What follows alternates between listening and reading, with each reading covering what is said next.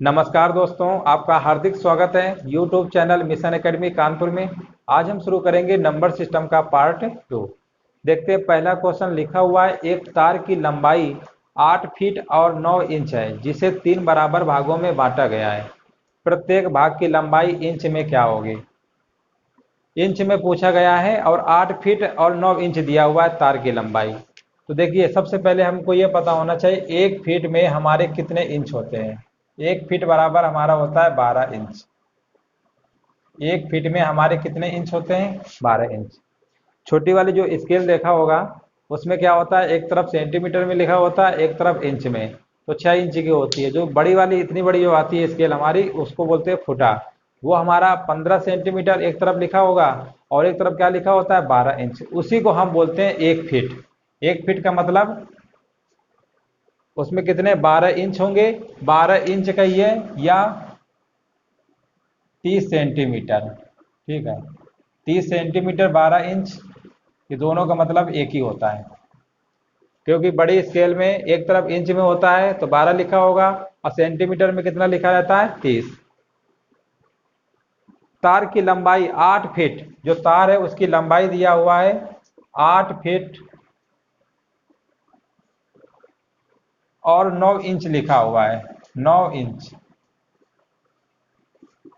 अब क्वेश्चन में देखिए, जो आंसर पूछा गया है वो हमारा इंच में पूछा गया है। तो सबसे पहले इसको भी इंच में कन्वर्ट कर लेंगे।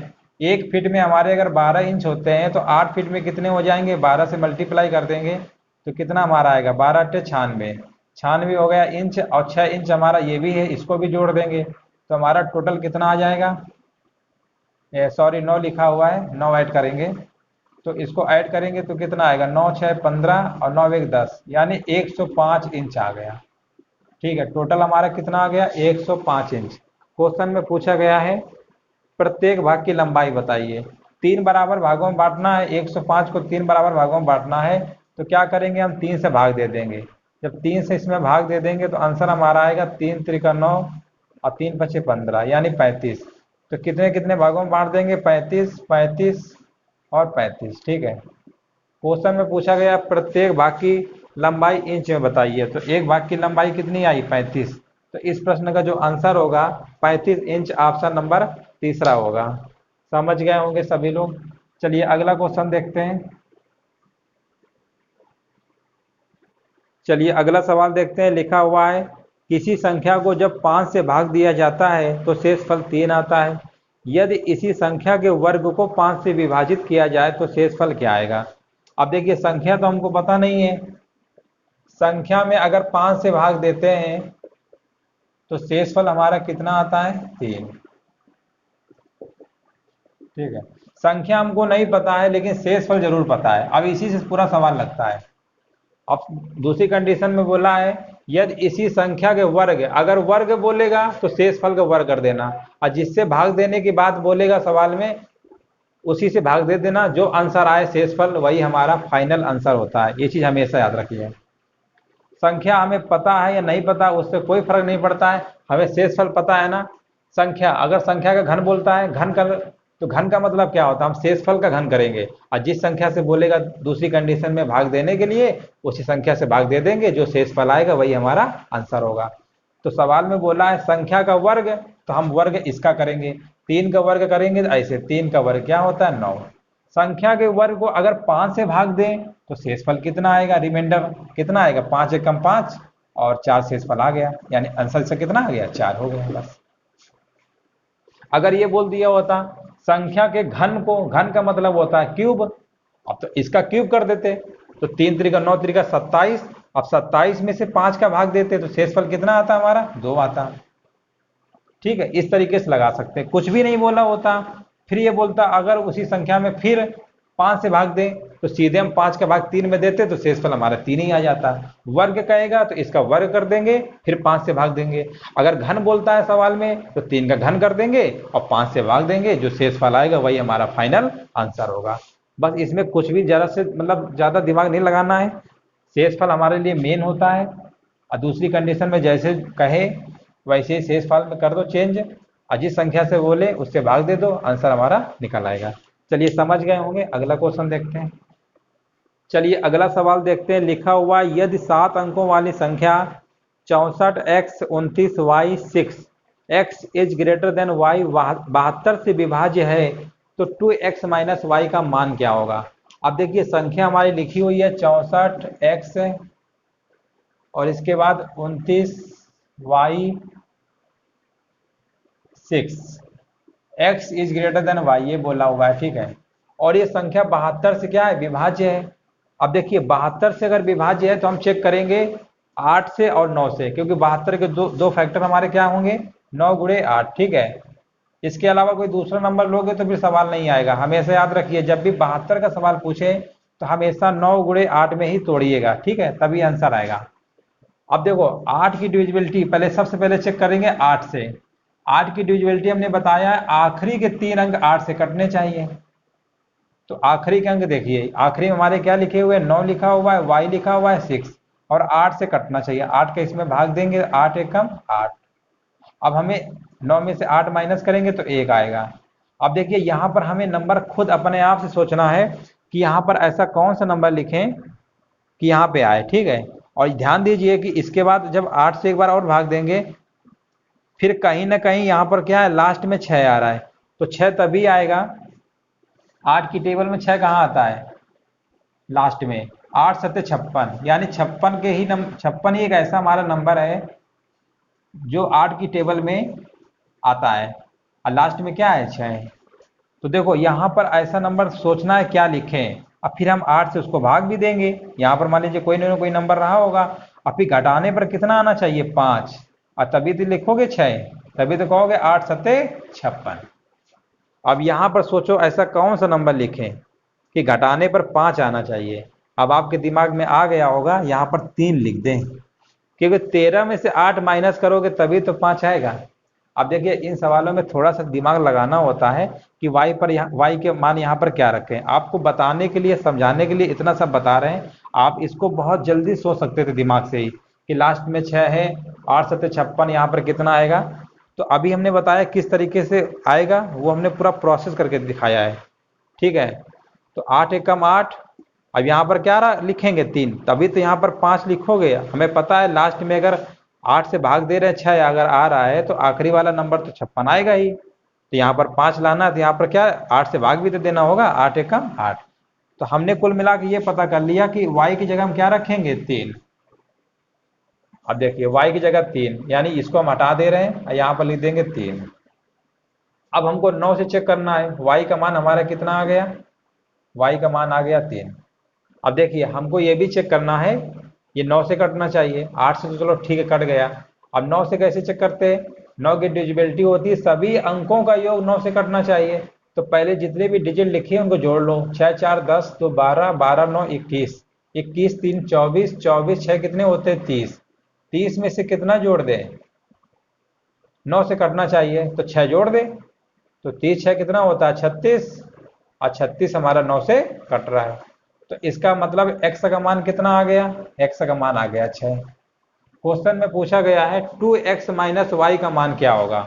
2x माइनस वाई का मान पूछा गया है, x की वैल्यू रख देंगे 6 और y की वैल्यू 3, 6 दूनी 12, 12 में से 3 माइनस करेंगे तो कितना आएगा, 9। तो इस प्रश्न का जो आंसर सही होगा 9, ऑप्शन नंबर चौथा। ऐसे करना था, ठीक है। इस टाइप का सवाल देखे होंगे, पेपर में आते भी हैं। 88 से विभाज्य है और यह 72 से विभाज्य है, ठीक है ना, तो ऐसे ही लगाते हैं। 88 वाले में जब आता है सवाल तो हमेशा 11 × 8 से चेक करते हैं, ठीक है, हमेशा याद रखिए। 72 का केस अगर आएगा तो 9 गुणे 8 से चेक करेंगे। समझ गए होंगे। चलिए अगला क्वेश्चन और देखते हैं इसके आगे।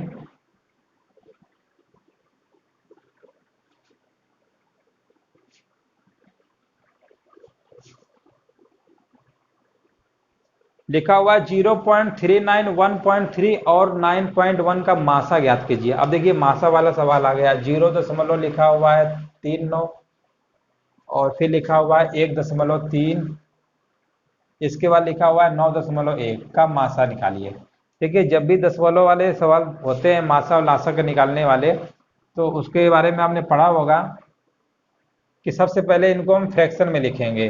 तो देखिए 39 लिखेंगे, दशमलव हटाएंगे तो एक बना के 2 जीरो बढ़ा लेंगे, और इसमें कितना आएगा 10 आएगा, और इसमें कितना आएगा 91/10, दशमलव हटाएंगे तो जीरो। अब देखिए 3 नंबर हमारे पास हो गए, एक ये हो गया, एक ये हो गया। भिन्नों का मासा कैसे निकालते हैं? जब भी भिन्नों का मासा निकालते हैं याद रखिएगा हमेशा, भिन्न का अगर मासा निकाला जाता है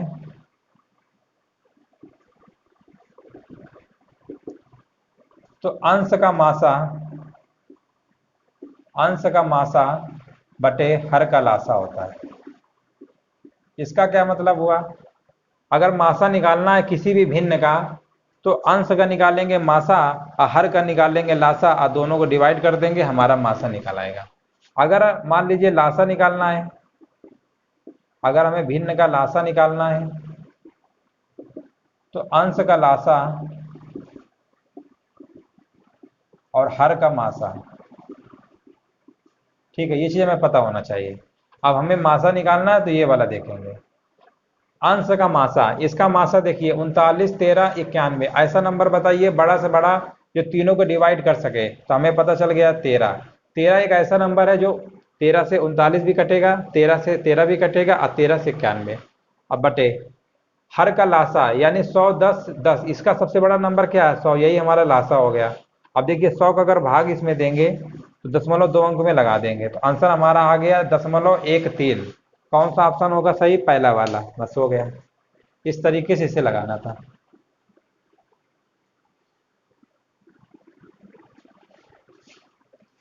चलिए अगला सवाल देखते हैं। लिखा हुआ है दो संख्याओं का अनुपात 3:4 है। दो संख्याओं का अनुपात दिया हुआ है 3:4 और उनका लासा दिया हुआ है 84। लासा कितना दिया हुआ है? 84। तो पूछा गया है दोनों में से सबसे बड़ी संख्या कौन सी होगी। अब देखिए ये अनुपात में दिया हुआ है, इधर अनुपात में लासा कितना आएगा? 12। क्वेश्चन में कितना दिया है? 84। इधर 12, इधर 84, तो 12 यूनिट की वैल्यू 84 है, तो एक यूनिट कितनी आएगी? इसका भाग दे देंगे, 12 सत्ते 84। एक यूनिट हमको पता चल गया 7। बड़ी संख्या तो हमको दिख ही रहा है, इसमें 4 वाला है, तो एक यूनिट अगर 7 है तो 4 यूनिट कितना आएगा? 4 गुणे 7 कर देंगे तो आंसर कितना आ गया? 28। बड़ी संख्या 28 होगी। अगर इसमें कर देंगे 3 गुणे 7 में तो 21 हमारी छोटी संख्या होगी। अगर सवाल में पूछता है छोटी संख्या बताइए तो 21, बड़ी संख्या पूछेगा तो 28, दोनों का अंतर पूछ लेगा तो 7, दोनों का योगफल पूछ लेगा तो 49। ठीक है, या दोनों का गुणनफल पूछ ले, कुछ भी पूछ सकता है सवाल, वो तो सवाल पे डिपेंड करेगा। चलिए समझ गए होंगे सभी लोग, आगे देखते हैं। लिखा हुआ है निम्नलिखित में से कौन सा कथन सत्य नहीं है। पहला ऑप्शन लिखा हुआ है सभी अभाज्य संख्याएं विषम संख्याएं। अब देखिए सभी अभाज्य संख्याएं, जिसे आवाज हमारा 2 से शुरू होता है, 2, 3, 5, 7, ठीक है ना, 11। अब क्वेश्चन में बोला सभी अभाज्य संख्याएं क्या विषम संख्या है? नहीं है, ये तो हमारा समअभाज्य संख्या होता है। तो पहला ही ऑप्शन हमारा क्या हो गया? गलत हो गया। सभी अभाज्य संख्याएं विषम संख्याएं हैं। अब बोला कौन सा कथन सत्य नहीं है, तो पहला तो बिल्कुल सत्य नहीं है, तो पहला ही इसका आंसर हो जाएगा। ठीक है, पहला ही इस प्रश्न का आंसर हो गया, क्योंकि जो इन्होंने बात बोला है ना कौन सा सही नहीं है, तो पहली जो इन्होंने बोला है ना पहली लैंग्वेज में जो लिखा है ऑप्शन, वही हमारा क्या सत्य नहीं है, इसको टिक कर देंगे। और बाकी जो 3 ऑप्शन लास्ट के लिखे हुए सही है। देख लो यहाँ अनंत अभाज्य संख्या है, अभाज्य संख्या अनंत होती है, क्योंकि बड़ी संख्या हमको पता नहीं होती। एक अभाज्य संख्या में केवल 2 ही गुणक होते हैं, ठीक है, only 2 factor that is called the prime number. बिल्कुल बात सही बोला है। केवल 4 एकल अंक अभाज्य संख्याएं, एकल अंक का मतलब सिंगल नंबर वाले 4 है, बिल्कुल सही है। तो इस प्रश्न का जो ऑप्शन होगा पहला, नहीं के वाले केस में जो गलत है उसी को बताएंगे, यानी पहला ऑप्शन। चलिए अगला सवाल देखते हैं। नेक्स्ट लिखा हुआ है कौन सी अभिव्यक्ति सत्य है। अभिव्यक्ति सत्य का मतलब, अब नंबर बड़ा छोटा लिखा हुआ है, हमको बताना है। तो -16 बड़ा है -15। अब देखो ये चीज हमेशा याद रखिए, नंबर लाइन ऐसे पढ़ा होगा, यहाँ 0 होता है 1, यहाँ 2, 3, 4 ऐसे चलता रहता है, यहाँ -1, -2, -3, -4, ठीक है ना, अब -5 ऐसे चलता रहता है। तो एक चीज हमेशा याद रखिए, माइनस में जितना बड़ा नंबर होता है वो उतना ही छोटा होता है। अब जैसे हमने कहा इसमें देखिए इन दोनों में बड़ा कौन सा है? -1 बड़ा होगा, -2 छोटा होगा। -4 बड़ा है कि -2? -2 बड़ा है। मतलब इधर चलते चले जाएंगे, जितना बड़ा नंबर होगा वो उतना ही छोटा होगा, और इधर के नंबर क्या होंगे, बढ़ते क्रम में, यानी बढ़ते बढ़ते रूप में लिखे होंगे। अब देखिए -16 तो बड़ा होता ही नहीं है, -15 पहला तो गलत ही है। -16, -20, -20 भी बड़ा नहीं होगा। माइनस में वही नंबर बड़ा होगा जितना छोटा होगा। -16 ये तो बिल्कुल गलत लिखा हुआ है। चौथा ऑप्शन लिखा हुआ है -16 और लेस देन। अब देखो -3 बड़ा होगा, क्योंकि माइनस में भी हमने क्या बताया, जो नंबर जितना बड़ा होता है उतना ही छोटा होता है, तो ये तो बड़ा होगा। 16 देखो माइनस के लिखा हुआ, ये छोटा होगा, -3 क्या होगा, बड़ा होगा। तो इसमें कौन सा ऑप्शन टिक करके आएंगे, चौथा वाला। चलिए अगला सवाल देखते हैं। नेक्स्ट लिखा हुआ है 10,000 10 इकाई 10 दहाई किसके बराबर है। अब देखिए 10,000 का मतलब तो हम जानते हैं 10,000 ऐसे होता है। 10 इकाई का मतलब क्या होता है, 10 इकाई का मतलब होता है 10 गुणे 1, यानी कितना होगा 10। और 10 दहाई का मतलब क्या होता है, 10 दहाई का मतलब होता है 10 गुणे 10 यानी 100। इन्हीं को जोड़ दो, 100 और 10 जोड़ोगे 0 1 1 0 10, यानी 10 11 0। देखिए ऑप्शन क्या लिखा हुआ है, पहला ही ऑप्शन सही हो गया इसका, 10 11 0। ठीक है, किसके बराबर है तो समझ गए होंगे। ठीक है, कुछ करना ही नहीं था, सिर्फ जोड़ना था हमको। चलिए अगला सवाल देखते हैं। लिखा हुआ है 100 पृष्ठों की एक पुस्तक के पृष्ठ का संख्यांकन करने के लिए प्रयुक्त अंकों की संख्या क्या होगी। अब ये सवाल बहुत अच्छा सवाल है। 100 पृष्ठ हैं और हमें ये बताना है कि कितने अंकों की जरूरत पड़ी है। 100 पृष्ठ है, जैसे बुक देखा होगा ना, उसमें नंबरिंग लिखी होती है 1 2 3 4 5 6 7, तो कुल मिला के जितने अंक यूज होते हैं उनका सबका योग पूछ रहा है टोटल। ठीक है, तो जैसे नंबरिंग करेंगे 1 से लेकर 9 नंबर तक, तो 9 अंक यूज होंगे। 1 से लेकर अगर 9 नंबर तक नंबरिंग करेंगे बुक में, तो कितने नंबर यूज होते हैं, 9 अंक, यानी 9 अंक यूज हुए। टोटल कितने यूज होंगे, 9 अंक। अब इसके बाद 10 नंबर से स्टार्ट होगा 99 तक। अब देखिए 10 नंबर से लेकर 99 नंबर तक हमारे डबल डिजिट चलेंगे। ठीक है, डबल डिजिट, जैसे 10 में 2 नंबर हो गए, 11 में ऐसे 2 होंगे, 12 में भी 2 होंगे। इस तरीके से 10 से लेकर 99 तक में जितने भी हमारे नंबर होंगे वो डबल होंगे। तो सबसे पहले देखो, जब भी इस टाइप का सवाल हुआ करें, अब इनके बीच में 10 से लेकर 99 के बीच में कितने ऐसे नंबर होंगे, तो देखो ऐसे किया करो, इसमें तो आखिरी वाले में से इसको पहले घटा दिया करो, पहले हमको ये पता चल जाए कि 10 से लेकर 99 के बीच में कितने नंबर हैं। ठीक है, तो 99 में से 10 को माइनस करेंगे तो कितना आएगा, 89, और एक जोड़ दिया करो, हमेशा याद रखिए। तो कितना आ गया, 90, यानी 90 नंबर होंगे हमारे। ठीक है, 10 नंबर से लेकर 99 नंबर तक कितने अंक यूज होंगे, 90। अब ये बताओ 90 अंक यूज हुए हैं टोटल, और एक मान लीजिए डबल डिजिट का अगर एक नंबर रहेगा तो उसमें दो दो नंबर यूज होते हैं, तो इसमें 2 का मल्टीप्लाई कर देंगे तो कितना आएगा, 180। डबल डिजिट के नंबर है ना ये। 10 से लेकर 99 के बीच में कितने नंबर होंगे टोटल, 90 होंगे। ऐसे ही समझ लो, देखो 90 इधर होंगे डबल डिजिट के, और सिंगल डिजिट के 9 हैं, तो 90 और 9 कितने होते हैं, 99। 90 और 9 कितने होते हैं, 99। तो 99 तक तो हम निकाल ही रहे हैं। ठीक है ना। अब देखिए इसमें डबल का मल्टीप्लाई क्यों किया, क्योंकि यहाँ पर देखिए 11 में 2 डिजिट होंगे, 12 में 2 होंगे, 13 में भी 2 होंगे, 14 में भी 2 होंगे, 15 में, तो इस तरीके से टोटल हमारे कितने हो जाएंगे, 180 अंक। ठीक है, 180 अंक हो गए। अब बचा हमारे पास 100 नंबर। 100 अंक में 100 नंबर लिखने के लिए कितने अंकों की जरूरत पड़ती है, 3।